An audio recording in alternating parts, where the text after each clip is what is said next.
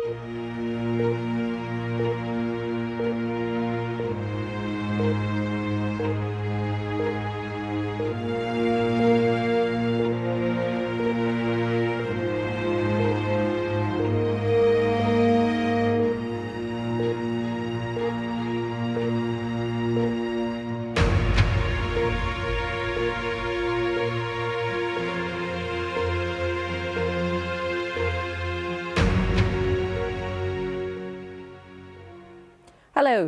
This week, Britain has been saying goodbye to the Queen in so many ways, the very public and the very personal.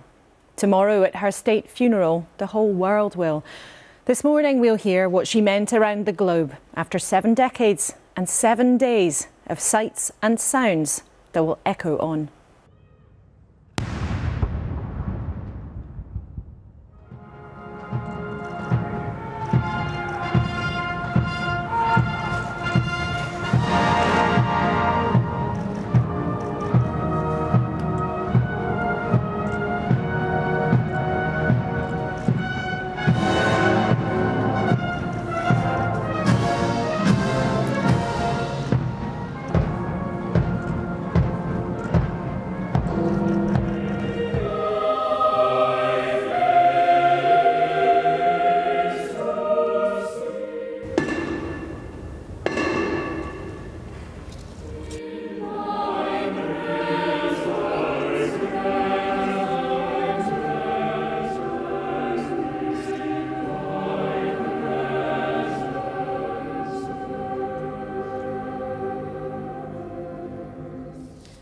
This morning we'll be joined by 2 Prime Ministers, New Zealand's Jacinda Ardern and by the Prime Minister of Bangladesh, Sheikh Hasina.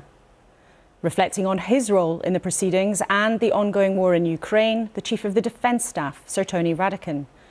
And I've been speaking to a man who knew Her Majesty the Queen and the new King Charles III well, the former Secretary of State and now the United States Climate Envoy, John Kerry. We're live on BBC One and on the BBC around the world this morning. And with me at the desk for the next hour, John Sentamu, the former Archbishop of York, who's been involved in the long planning for the state funeral, Victoria Newton, the Editor-in-Chief of the Sun newspaper, and Lindsay Hoyle, the Speaker of the House of Commons, who's presided over much of this week's extraordinary ceremony in Westminster. A very warm welcome to you today, and especially to viewers who are joining us on BBC World. Now, this morning we will talk about the meticulous planning for the state funeral as the nation and countries right around the globe reflect on Her late Majesty. But let's take a look at the front pages here in the UK. And one picture really dominates. We can see there on almost every newspaper the Queen's grandchildren standing vigil around her coffin. Images that will now be part of the collective memory after such an extraordinary few days. Archbishop Sentamu, you have been talking to the royal family about preparations for this funeral, I think since 2005. Can you give us a sense of what we can expect?